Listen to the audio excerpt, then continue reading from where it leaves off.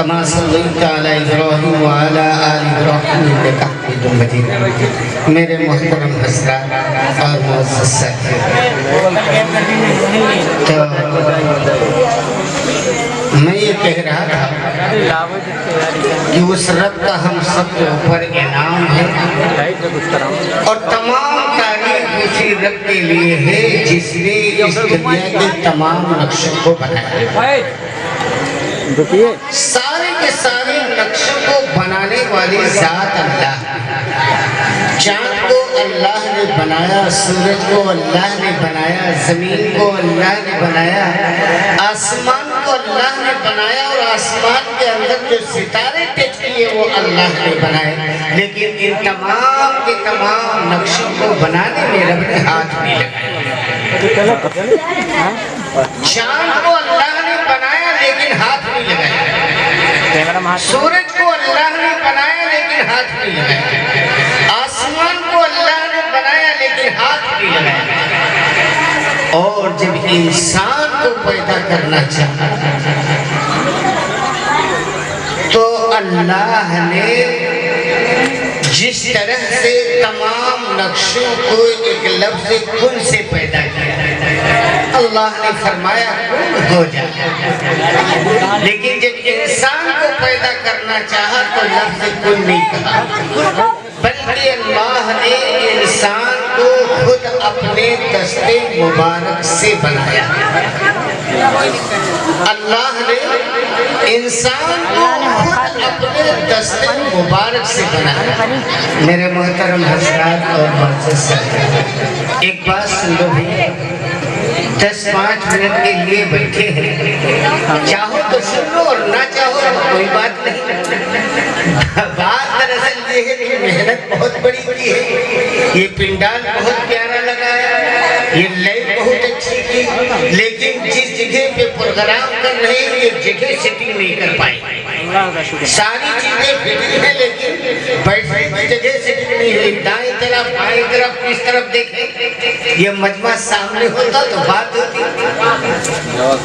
تو میں یہ چاہتا ہوں کہ ٹھیک ہے، بہرحال تو میں یہ کہہ رہا تھا کہ اللہ نے انسان کو پیدا کیا اپنے دست مبارک سے، اور خدا جس کو خود بنائے اس کو کوئی کمی نہیں بتا سکتا، اس میں کوئی کزی نہیں لگا سکتا، اس میں کوئی نقص نہیں لگا سکتا، کیونکہ خدا نے خود بنایا. اور جس کلمے کو پڑھ کر کے ہم اپنے آپ کو غلامان محمد کہتے ہیں، غلامان مصطفیٰ کہتے ہیں، دیوان محمد کہتے ہیں، اس کلمے طیبہ سے اس بات کا پتہ چلتا ہے لا الہ الا اللہ، نہیں ہے کوئی معبود سوا اللہ. اللہ نہ تو کسی سے رائے لیتے ہیں اور نہ اللہ کسی سے مشورہ کرتے ہیں. اللہ کو جو کچھ کرنا اللہ خود کرتے ہیں. لیکن میں بتانا یہ چاہتا ہوں کہ جب رب نے آدم کو پیدا کرنا چاہا تو سب سے پہلے مشورہ کیا، سب سے پہلے مشورہ کیا. اور مشورے کا مقصد یہ نہیں تھا کہ اے فرشتوں ہم تم سے پوچھ کر کے انسان کو پیدا کریں گے، بلکہ اللہ رب العالمین فرشتوں کو بتانا چاہتے تھے کہ اے فرشتوں تم جانتے ہو انسان کیا ہے. وَإِذْ قَالَ رَبُّكَ لِلْمَلَائِكَةِ إِنِّي جَاعِلٌ فِي الْأَرْضِ خَلِيفَةً. اللہ پاک نے قرآن کریم کے اندر ارشاد فرمایا اے فرشتوں سنا تم نے، وَإِذْ قَالَ رَبُّكَ لِلْمَلَائِكَةِ إِنِّي جَاعِلٌ فِي الْأَرْضِ خَلِيفَةً. اے فرشتوں سنا تم نے، میں نے اس ہوئے زمین کے اوپر ایک اپنا نائب یعنی خلیفہ حضرت آدم علیہ نبی علیہ السلام کو پیدا کرنا چاہتے ہیں. اے فرشتوں تمہاری رائے کیا ہے؟ اللہ نے فرشتوں سے پوچھا کہ فرشتوں ہم ایک نائب یعنی خلیفہ حضرت آدم علیہ نبی علیہ السلام کو پیدا کرنا چاہتے ہیں، بنانا چاہتے ہیں. اے فرشتوں تمہاری رائے کیا ہے؟ تو فرشتوں نے اپنی رائے دی ان کا کاہے پیدا کرے، ان کا کاہے پیدا کرے، ان کو پیدا کرنے کی کیا ضرورت پسند میں تھے، تمہاری حمد و ثنا کے لیے، تمہاری باقی بزرگی بیان کرنے کے لیے ہم فرشتے بھر کافی ہیں، ہم فرشتے بھر کافی ہیں۔ جب یہ بات فرشتوں نے کہی، اللہ نے فرشتوں سے کہی اور فرشتوں نے اللہ سے کہا، تو اللہ نے فرشتوں سے کہا کہ فرشتوں جو میں جانتا ہوں وہ تم نہیں جانتا۔ ہماری آپ فرشتوں سے تعارف ہے۔ سورج ہے لاجواب نا چندہ ہے لاجواب، سورج ہے لاجواب نا چندہ ہے لاجواب، دونوں جہاں میں گنبد خضرا ہے لاجواب، دونوں جہاں میں گنبد خضرا ہے لاجواب، اور کہنے لگے ہیں جھوم کے روح الامین یہ ہے، کہنے لگے ہیں جھوم کے روح الامین یہ ہے، آمنہ تیرے لال کا چہرہ ہے لاجواب، اور روئے نبی کو دیکھ کر کہنے لگے عمر، روئے نبی کو دیکھ کر کہنے لگے عمر، آمنہ تیرے لال کا تلوہ ہے لاجواب، سورج ہے لاجواب نا چندہ ہے لاجواب۔ میرے محترم حضرات اور معزز درود پاک پڑھنے، اللہم صلی علی نبینا و حبیبنا، اللہم صلی علی سیدنا و نبینا۔ میرے محترم حضرات، تو میں یہ کہہ رہا تھا کہ اللہ نے انسان کو اپنے دستے مبارک سے بنایا اور انسان کو ایک کام دیا، انسان کو ایک کام دیا، اور وہ کام ہم بھول گئے۔ جس مقصد کے لیے اللہ نے ہم کو پیدا کیا وہ مقصد ہم سے نہیں حل ہو رہا۔ فرشتوں سے رب نے کہا تھا کہ فرشتوں تم نہیں جانتے ہو تو میں جانتا ہوں، لیکن جس مقصد کے لیے رب نے پیدا کیا وہ مقصد بھول گئے۔ کہہ کے آئے تھے دنیا میں قالوا بلا، کر دیا ترک افسوس فرض خدا، کیسے بخشش کی صورت نظر آئے گی۔ اللہ سے کہہ کر کے آئے تھے، رب نے پوچھا تھا قالوا بلا، تو تمام کی تمام روحوں نے کہا تھا شاہدنا بے شک، ایک وعدہ کر کے آئے تھے رب سے، ایک وعدہ کر کے آئے تھے، اور آج ہم اس وعدے کی خلافی، آج ہم اس وعدے کی خلافی کرتے ہیں۔ اور میرے بھائی ایک بات میں عرض کرنا چاہتا ہوں کہ آج ہم کیوں پریشان ہیں؟ ہمارے بہت سے بھائی تو سیدھے لفظوں میں کہہ دیتے ہیں کہ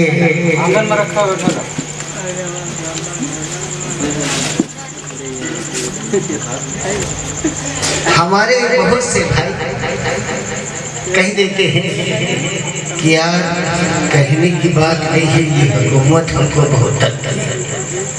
میرے بھائی غور کیجئے، یہ حکومت نہیں تنگ کیا، یہ مسلمانوں کے ساتھ نیا ظلم نہیں ہو رہا، یہ مسلمانوں کے ساتھ نئی بات نہیں ہو رہی۔ جب سے کلمہ توحید کا بول بالا ہوا، محمد عربی صلی اللہ علیہ وسلم نے اعلان کیا اور دعوت کا کام کیا، کلمے کا بول بالا کیا، اسی روز سے مسلمانوں کو تباہ کرنا شروع کیا، طرح طرح کے ظلم کیے، لیکن ہر ظلم سے نجات ملتی گئی۔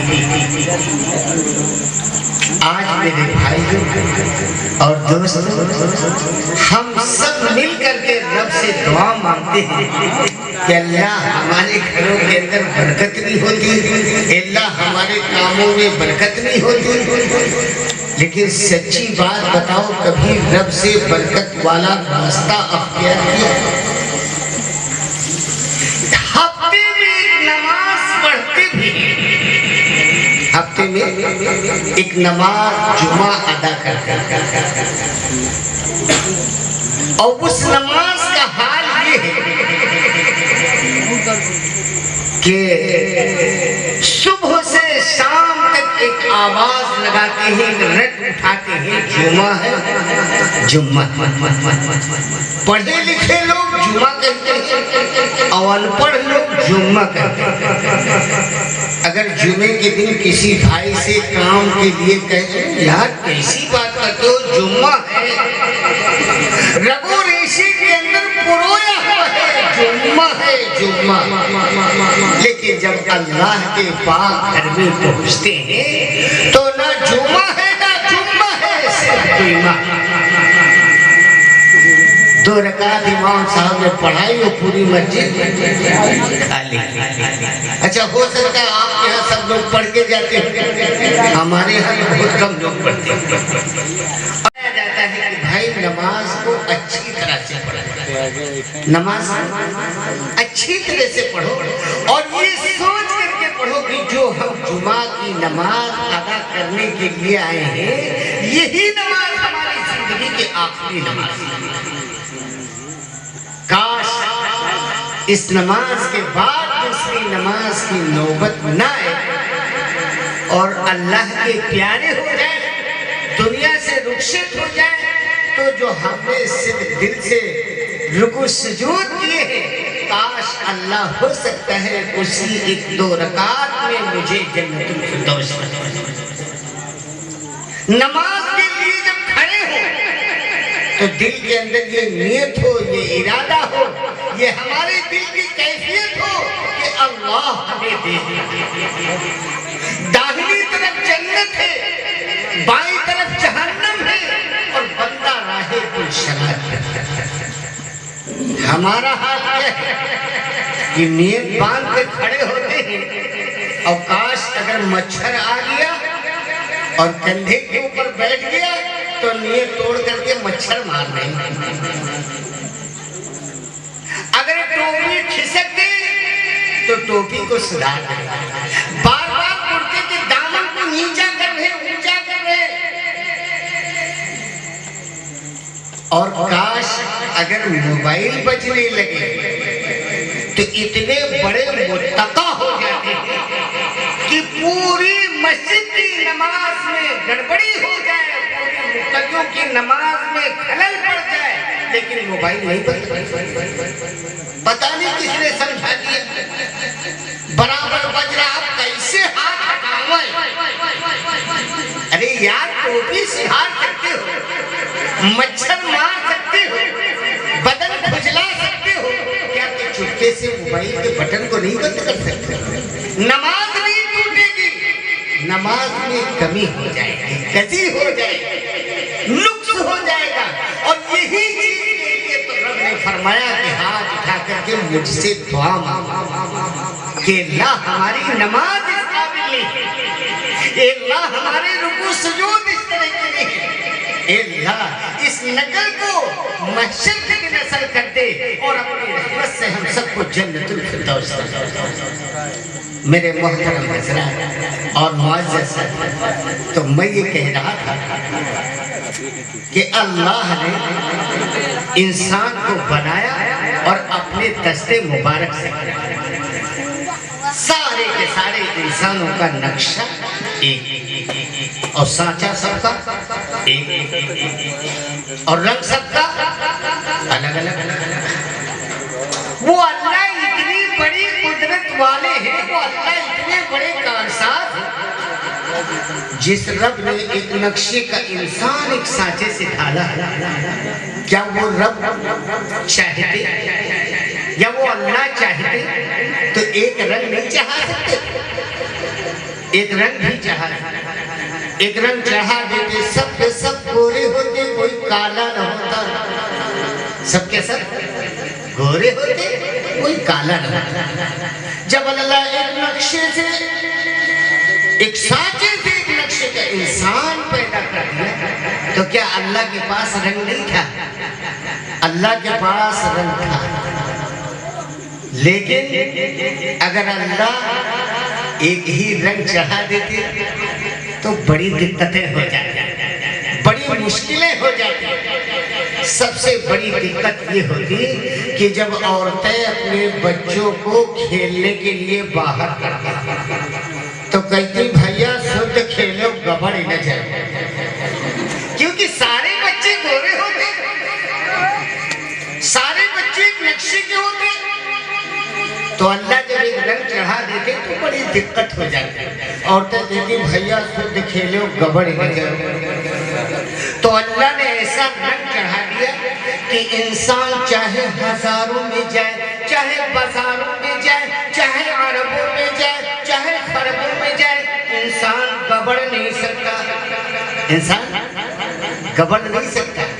प्यारे आका मोहम्मद अरबी सल्लल्लाहु अलैहि वसल्लम फरमाते हैं कि जिस दिन 1,24,000 अंबिया अलैहिस्सलाम होंगे और 1,24,000 अंबिया अलैहिस्सलाम की उम्मतें होंगी और पापी दोषी मुजरिम गुनहगार बंदा मैं भी हाजिर होगा, इतना बड़ा मजमा होगा।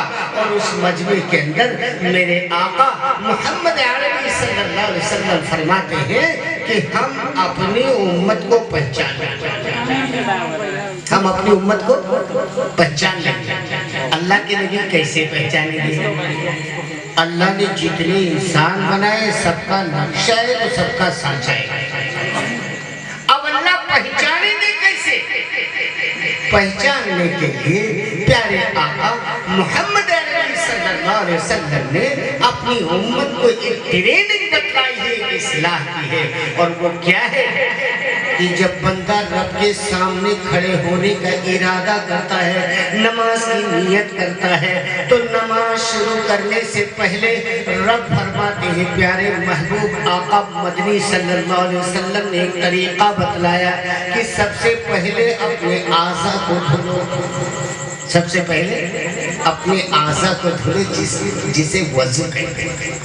तो जब बंदा वज़ू करने के लिए बैठता है तो कुल्ली करता है, बंदा हाथ धुलता है, बंदा नाक में पानी चढ़ाता है, बंदा चेहरा धुलता है।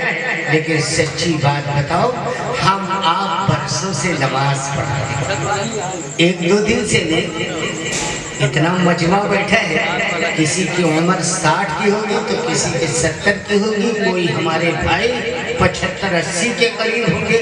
लेकिन उन 75-80 साल वालों से पूछा जाए कि वजू में फर्क कितने हैं बताओ तो मुश्किल पड़ जाएगा। और ये बहुत सहज है, बहुत आसान है उन बच्चों के लिए जो दीनी तालीम मदरसे में हासिल करते हैं, जो अपने उस्ताद के पास इल्म सीखते हैं, जिन्हें तालीम दी जा रही है। उन बच्चों से वजू के फराइज पूछ लीजिए, गुस्ल के फराइज पूछ लीजिए। एक मर्तबे हजरत वाला मौलाना मोहम्मद यामीन साहब बहरैची बयान कर रहे थे, एक चचा मियाँ आगे बैठे थे, उनकी उम्र करीब करीब जो है वो 70-75 के करीब थे। तो चचा मियाँ से पूछा कि चचा मियाँ वजू में कितने फर्ज हैं?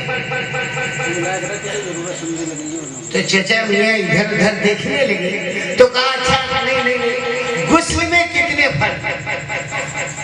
गुस्ल में कितने फर्ज हैं? तो चचा मियाँ कहने लगे कि 3-4 हुए हैं। तो कहा नहीं, एक बात बताओ, 3 है या 4 है? तो कहा यार फिर 4-5 हुए। تو کہا میں یہ نہیں کہتا ہوں، میں یہ کہتا ہوں کہ ایک بات میں مکمل ہو جاؤ، 5 ہے کہ 4 ہے، تو کہیں تو پھر 6-7 ہی ہے۔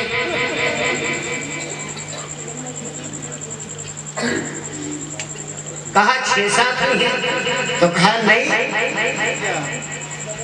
ایک بات بتاؤ، تو کہا 10 ہے۔ تو بغل میں لڑکا بیٹھا تھا، تو اس بچے نے کہا کہ دادا جان کہہ دو غسل میں 3 فرض ہے، غسل میں 3 فرض ہے۔ تو کہا یار یہ مولانا بڑا جدی ہے، 10 پہ پہنچ گئے تب تو یوں مانس نہیں اور 3 پہ راضی ہو جائے گا۔ جب 10 بتا دیے کہاں تک یہ راضی نہیں ہے، اب 3 پہ مان لے گا۔ تو پتہ یہ چلا کہ ہمارا نماز کا پڑھنا اس طرح سے نہیں ہونا چاہیے، وضو مکمل۔ تو میں یہ کہہ رہا تھا کہ اللہ کے نبی صلی اللہ علیہ وسلم نے فرمایا کہ محشر کے میدان میں ہم اپنی امت کو پہچانے۔ کیسے پہچانے گے؟ جب بندہ ناک میں پانی چڑھاتا ہے تو دعا پڑھتا ہے، اللہم ارہنی رائحۃ الجنۃ ولا ترحنی رائحۃ النار۔ اے اللہ مجھے جنت کی خوشبو سنگا اور جہنم کی بدبو سے بچا لے۔ جب بندہ چہرہ دھلتا ہے تو دعا پڑھتا ہے، اللہم بیض وجہی یوم تبیض وجوہ وتسود وجوہ۔ اے اللہ میرے چہرے کو چمکدار بنا اس دن کے لیے جس دن تیری مخلوق کے چہرے سیاہ ہوں گے۔ اور جب بندہ ہاتھ دھلتا ہے تو دعا پڑھتا ہے، اللہم آتنی کتاب بیمین حاسبنی حسابا یسیرا۔ اے اللہ میرے نام اعمال کو داہنے ہاتھ میں دینا تاکہ میں لوگوں کو دکھاتا ہوں مجھے جنت کا ٹکٹ مل گیا، مجھے جنت کا پروانہ مل گیا۔